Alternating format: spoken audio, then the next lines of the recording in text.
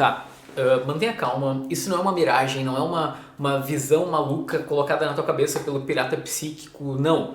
É o Dois Quadrinhos News voltando! Sim! Eu sei que tu não sabia mais o que fazer da vida porque tu não teve notícias sobre a San Diego Comic Con, tu não teve notícias sobre as novas séries da Marvel, tipo o Cavaleiro da Lua, nem nada do tipo, naquelas semanas de ausência desse programinha. Mas eu vou compensar, tá? Eu vou compensar com periodicidade.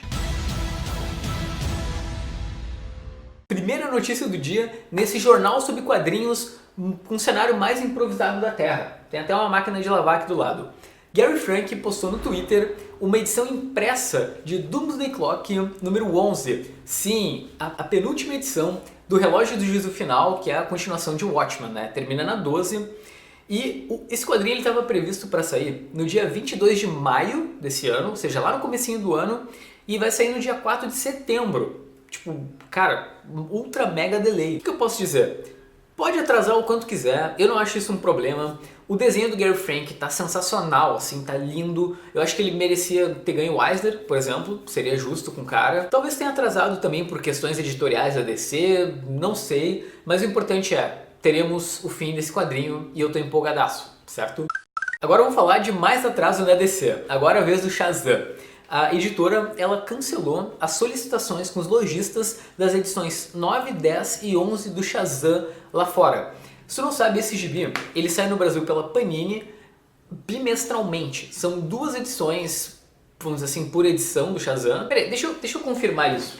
É isso mesmo. São duas edições por edição no Brasil. Lá fora tá na edição número 6 e a 7 e a 8 já estão confirmadas para os próximos meses. Então vamos imaginar que esse gibi ele vai atrasar no Brasil e vai atrasar muito.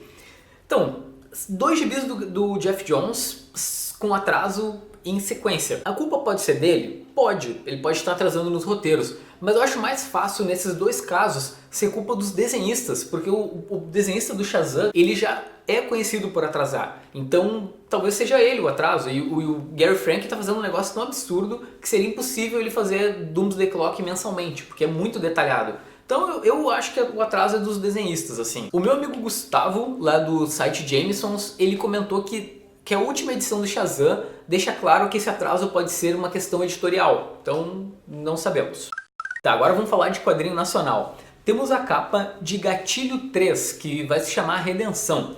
Se você não sabe, esse quadrinho, ele foi uma explosão de vendas na Comic Con Experience. Tanto o volume 1 quanto o volume 2 são excelentes. E você viu esse quadrinho nascendo aqui no Dois Quadrinhos. Eu acho que eu fiz o primeiro comentário dessa HQ do mundo inteiro, lá na CCXP 2017.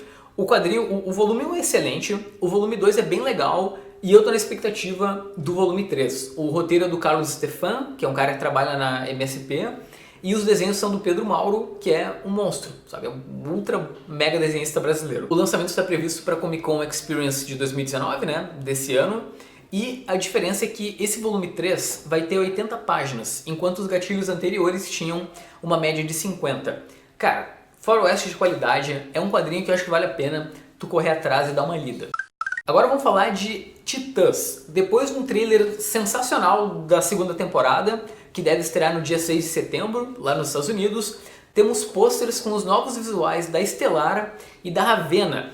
Eu achei demais, assim, principalmente a Ravena, porque tá mais a ver ali com os quadrinhos, assim, né, com a capa e tal. Vocês já viram a quantidade de novos personagens que vão aparecer na segunda temporada de Titans?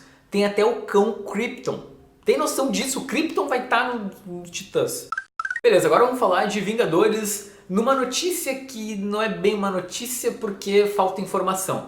Mas tem uma nova coleção dos Vingadores para sair. No caso, ela tá aparentemente em fase de testes, que é a coleção definitiva dos Vingadores, né? Ela vai ser publicada pela Planeta D'Agostini e ela já chegou em algumas cidades ou alguma cidade pelo Brasil. Vocês estão vendo aí imagens da edição que algum simpático colecionador fotografou, mas essa coleção talvez seja a mesma que está saindo no Reino Unido, que é uma coleção de 80 edições com histórias dos Vingadores. Aí tem republicação de um monte de coisa. Tá, minha opinião. Eu acho que essa coleção ela vai ser a mesma coisa que as outras coleções da Salvat, Star Wars, Vingadores, enfim, todas essas coleções. vai ter um monte de repeteco de coisa da Panini. Então, se tu é um colecionador mais novo, tu vai poder aproveitar muito bem, sabe? Porque, tipo, não vai ter material repetido. Mas pra quem já coleciona há algum tempo, acho que não vai valer tanto a pena, porque provavelmente eles vão reciclar muita coisa que a Panini já tinha lançado. Vocês podem ver, a primeira edição é, na verdade, uma edição que a Panini publicou recentemente, que seria a segunda fase do Bendis nos Vingadores, quando surge uma trama envolvendo as Joias do Infinito, que é uma trama assim razoável, eu acho divertido, e os desenhos são do John Romita Jr. Então essa primeira edição vale a pena, sabe? É R$ 9,90. A minha preocupação é só se eles vão publicar o primeiro volume a R$ 9,90, deve ter 6 edições, provavelmente no encadernado. Será que eles vão publicar toda essa fase do Bendis ou vão ficar só no primeiro encadernado, como aconteceu em outras coleções? Eu curto ter as histórias completinhas, e isso é uma coisa que a Salvat não estava fazendo muito bem nos últimos tempos. Tá, próxima notícia, na verdade isso aqui é mais uma curiosidade. Temos o ranking dos 10 quadrinhos mais vendidos pela Amazon. Os caras mandaram uma caixa pra mim pelo correio e aí tinha junto essa listinha. Olha isso, o quadrinho mais vendido de todos os tempos na Amazon, desde que eles chegaram no Brasil em 2014, pensa, são 5 anos, é A Piada Mortal. Sim, isso meio que corrobora com a minha teoria, porque tipo, geralmente a galera compra o que tá mais barato, e A Piada Mortal custa R$ 20, eu acho, no máximo, e é um baita de um gibi legal. Aí, e essa lista me orgulha muito, sabe? Olha só, em segundo lugar tem Maus, Cavaleiro das Trevas, Superman Entre a Foice e o Martelo, Sandman, Akira, Guerra Civil, Batman 1, o Ghost in the Shell e o Persepolis. Então, é uma lista que eu gostei, sabe? Fiquei feliz com o público brasileiro, estamos comprando coisas legais. Fora isso, também a Amazon divulgou os 10 autores mais vendidos. E olha só que surpresa. Em primeiro lugar tem o Neil Gaiman, que é um cara que pensa, ele tem Sandman e tem os livros dele que vendem muito. Em segundo lugar a J.K. Rowling, com o Harry Potter, que era meio óbvio. Mas em terceiro lugar temos Takehiko Inoue, que é o cara do Vagabond e do Slamdunk, que deve vender horrores. Olha só, ele está na frente de Stephen King e do George Martin. Tá, e para terminar esse programinha temos um comunicado preocupante, dá pra dizer assim, da Mitos Editora. Olha só, eles publicaram no Instagram. É legal que a Mitos é uma editora bem transparente assim com o leitor, sabe? Eles falam realmente o que está acontecendo. Eles comentaram que a programação deles para 2019 ela vai ser repaginada por conta da crise editorial. Porque a previsão era que haveria um crescimento no mercado brasileiro e, na verdade, não acabou rolando. Citaram que o planejamento deles é se reestruturar e usar plataformas como o Catarse para 2 linhas da editora, que é a Prime Edition e a Gold Edition. Assim, a Prime Edition é ótima, porque a gente tem tipo Hellboy, Conan e outros quadrinhos saindo na Prime, embora tenha umas coisas que eu não acho tão legais assim, que eu acho meio aleatórias. Mas a Gold Edition é uma das melhores coisas que saiu nos últimos anos no Brasil, sabe? Tipo, são quadrinhos no formato europeu e é um selo que tem uma curadoria muito boa. Assim, se ele for descontinuado, eu vou ficar muito triste, muito mesmo.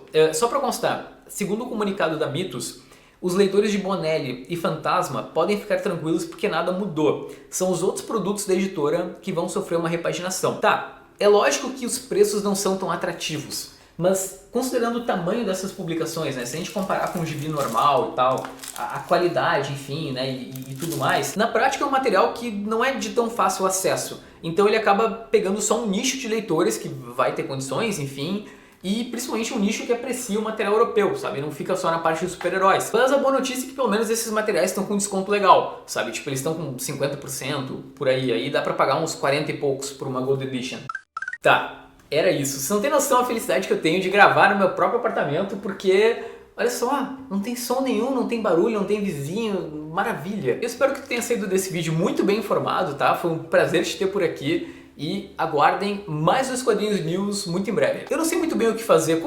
Será que valeria a pena trazer algumas notícias da San Diego Comic Con num programa especial, sabe? Falar dos vencedores do Eisner, falar das novas séries da Marvel, fazer não sei, 2 Quadrinhos News Olds. Enfim, dê ideias aqui embaixo, tá? Porque eu acho que é um conteúdo legal que eu poderia recuperar e comentar com mais detalhes, tá bom? A tua companhia foi um prazer até aqui, tá bom? Tchau, tchau.